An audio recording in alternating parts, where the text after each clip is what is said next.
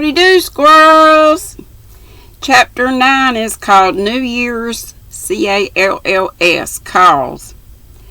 Now I'm going to turn over a new leaf as I promised. I wonder what I shall find on the next page, said Rose, coming down on New Year's morning with a serious face and a thick letter in her hand. Tired of frivolity, my dear? Asked her uncle, pausing in his walk up and down the hall to glance at her with a quick, bright look she liked to bring into his eyes. No, sir, that's the sad part of it, but I've made up my mind to stop while I can because I'm sure it's not good for me.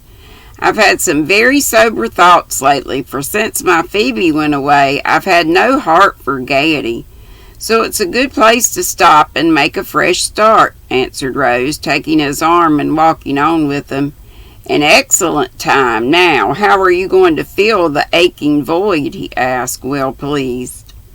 By trying to be as unselfish, brave, and good as she is. And Rose held the letter against her bosom with a tender touch, for Phoebe's strength had inspired her with the desire to be as self-reliant.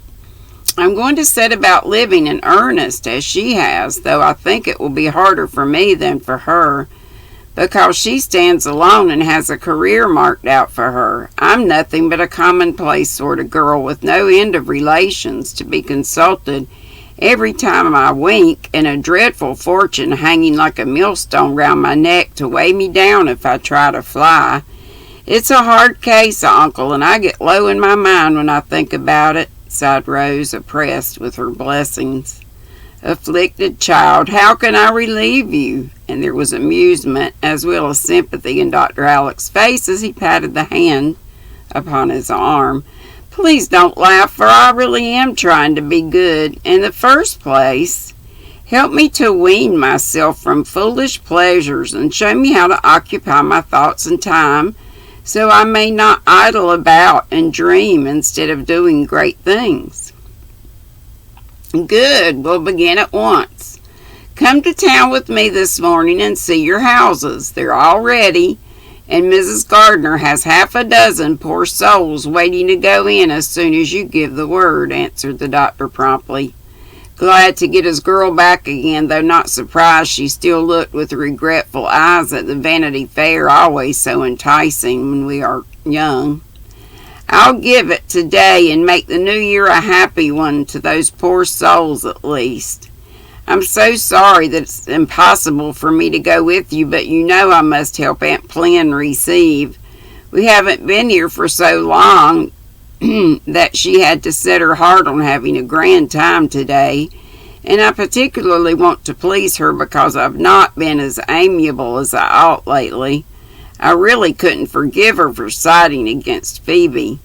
She did what she thought was right, so we must not blame her. I'm going to make my New Year's calls today, and as my friends live down that way, I'll get the list of names from Mrs. G and tell the poor ladies, with Miss Campbell's compliments, that their new home is ready, shall I? Yes, Uncle, but take all the credit to yourself, for I never should have thought of it if you had not proposed the plan. Bless your heart, I'm only your agent and suggest now and then. I've nothing to offer but advice, so I lavish that on all occasions. You have nothing because you've given your substance all away as generously as you do your advice. Never mind, you shall never come to want while I live. I'll save enough for us too, though I do make ducks and drakes of my fortune. Dr. Alec laughed at the toss of the head with which she quoted Charlie's offensive words, then offered to take the letter, saying as he looked at his watch, I'll post that for you in time for the early mail. I like a run before breakfast. But Rose held her letter fast, dimpling with sudden smiles, half merry and half shy. No, thank you, sir. Archie likes to do that, never fails to call for all I write. He gets a peep at Phoebe's in return, and I cheer him up a bit, for though he says nothing, he has a hard time of it, poor fellow. How many letters in 5 days? 4, sir, to me. She doesn't write to him, Uncle. As yet. Well, you show hers, so it's all right, and you are set of sentimental youngsters, and the doctor walked away looking as if he enjoyed the sentiment as much as any of them. Old Miss Campbell was nearly as great a favorite as young Miss Campbell, so a succession of black coats and white gloves flowed in and out of the hospitable mansion pretty steadily all day. The clan was out in great force and came by in installments to pay their duty to Aunt Plenty and wish the compliments of the season to our cousin. Archie appeared first, looking sad but steadfast, and went away with Phoebe's letter in his left breast pocket, feeling that life was still endurable, though his love was torn from him, for Rose had many comfortable things to say and read him delicious bits from the voluminous correspondence lately begun. Hardly has he gone when Will and Geordie, I think I called him Gordy, it's Geordie, I think, came marching in looking as fine as gray uniforms with much scarlet piping could make them, and feeling peculiarly important, as this was their first essay in New Year's call-making. Brief was their stay, for they planned to visit every friend they had, and Rose could not help laughing at the droll mixture of manly dignity and boyish delight with which they drove off in their own carriage, both as erect as ramrods, arms folded and caps stuck at exactly the same angle on each blonde head. Here comes the other couple, Steve, in full feather, with the big bouquet for Kitty and poor Mac. Looking like a gentleman and feeling like a martyr, I'm sure, said Rose, watching one carriage turn in as the other turned out of the great gate, with its arch full of holly, ivy, and evergreen. Here he is. I've got him in tow for the day and want you to cheer him up with a word of praise, for he came without a struggle, though planning to bolt somewhere with Uncle, cried Steve, falling back to display his brother, who came in looking remarkably well in his state and festival array, for polishing had begun to tell. A happy New Year, Auntie. Same to you, cousin, and best wishes for as many more as you deserve, said Mac, heeding Steve no more than as if he had been a fly, as he gave the old lady a hearty kiss and offered Rose a quaint little nosegay of pansies. Heart's ease, do you think I need it? She asked, looking up with a sudden sobriety. We all do. Could I give you anything better on a day like this? No, thank you very much, and a sudden dew came to Rose's eyes, for though often blunt in speech when Mac did do a tender thing, it always touched her because he seemed to understand her mood so well. Has Archie been here? He said he shouldn't go anywhere else, but I hope you talked that nonsense out of his head, said Steve, settling his tie before the mirror. Yes, dear, he came, but looked so out of spirits, and really felt reproached. Rose cheered him up a little, but I don't believe he will feel equal to making calls, and I hope he won't, for his face tells the whole story much too plainly, answered Aunt Plenty, rustling about her bountiful table in her richest black silk with all the old lace on. Oh, he'll get over it in a month or two, and Phoebe will soon find another lover, so don't be worried about him, Annie, said Steve, with the air of a man who knew all about that sort of thing. Wet my whistle. With my Diet Pepsi. If Archie does forget, I shall despise him, and I know Phoebe won't try to find another lover, though she'll probably have them. She's so sweet and good, cried Rose indignantly, for having taken the pair under her protection, she defended them valiantly. Then you'd have arch hope against hope and never give up, would you? Asked Mac, putting on his glasses to survey the thin boots which were his especial abomination. Yes, I would, for a lover's not worth having if he's not in earnest. Exactly, so you'd like them to wait and work and keep on loving till they made you relent or plainly prove that it was of no use? If they were good as well as constant, I think I should relent in time. I'll mention that to Pemberton, for he seemed to be hit the hardest, An ray of hope will do him good, whether he is equal to the 10 years' wait or not, put in Steve, who liked to rally Rose about her lovers. I'll never forgive you if you say a word to anyone. It's only Mac's odd way of asking questions, and I ought not to answer them. You'll talk about such things, and I can't stop you. But I don't like it, said Rose, much annoyed.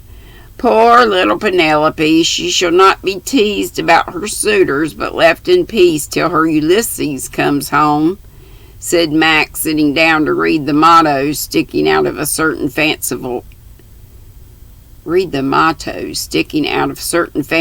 bonbons on the table. Moto? I don't know.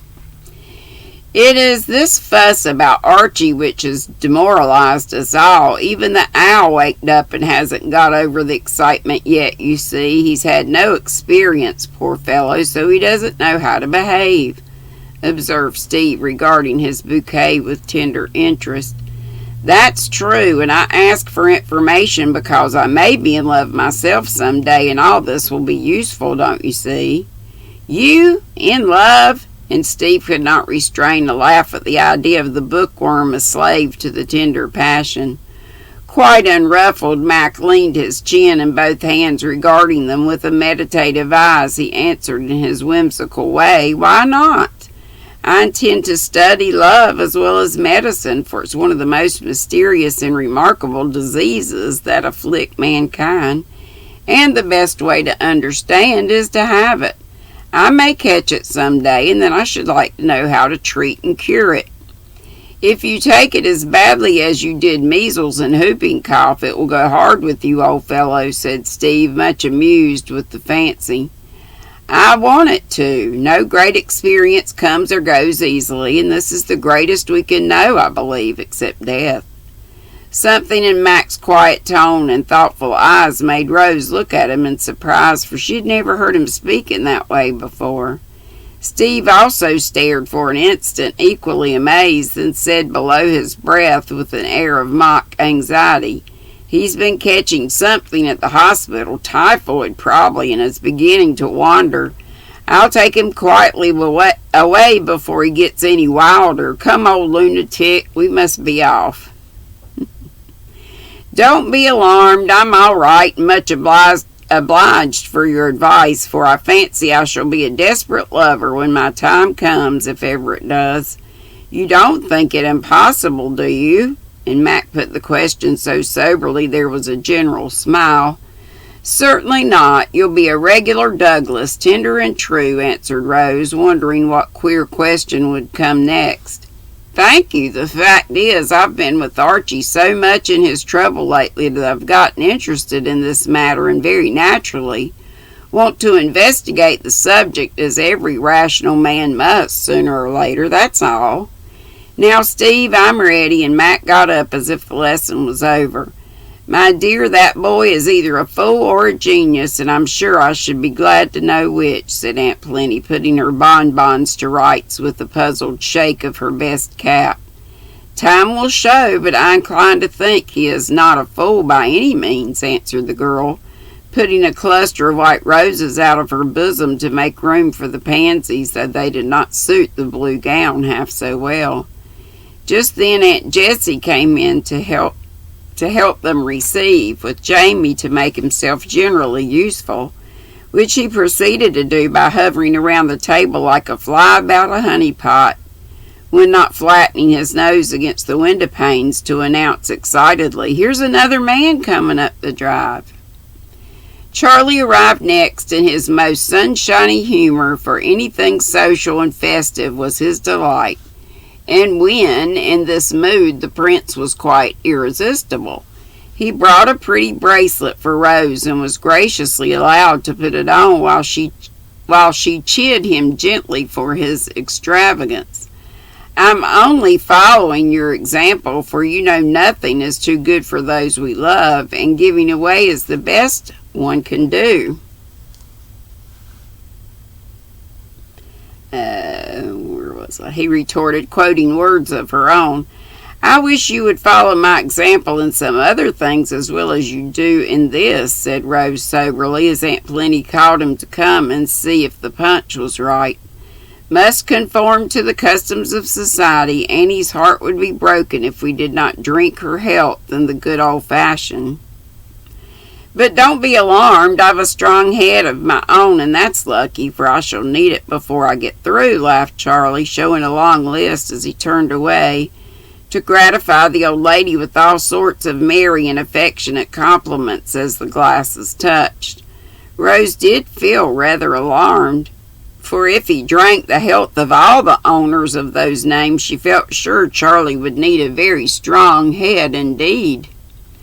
It was hard to say anything then and there without seeming disrespect to Aunt Plenty, yet she longed to remind her cousin of the example she tried to set him in this respect, for Rose never touched wine, and the boys knew it. She was thoughtfully turning the bracelet with its pretty device of turquoise forget-me-nots, and when the giver came back to her, still bubbling over with good spirits, "Dear little saint, you look as if you'd like to smash all the punch bowls in the city and save us jolly young fellows from tomorrow's headache." "I should, for such headaches sometimes end in heartaches, I'm afraid." "Dear Charlie, don't be angry, but you know better than I that this is a dangerous day for such as you, so do be careful for my sake," she added with an unwonted touch of tenderness in her voice, for looking at the gallant figure before her, it was impossible to repress the womanly longing to keep it always as brave and blithe as now. Charlie saw that new softness in the eyes that never looked unkindly on him, fancied that it meant more than it did, and with a sudden fervor in his own voice answered quickly, "My darling, I will." And I'm going to stop right there because this is about halfway. I looked ahead of time. So, thanks for listening. I know it wasn't very long, but I got to get back in here on some more stitching. Love y'all. I hope to see you at 5. Bye-bye. Be sweet, don't be ugly.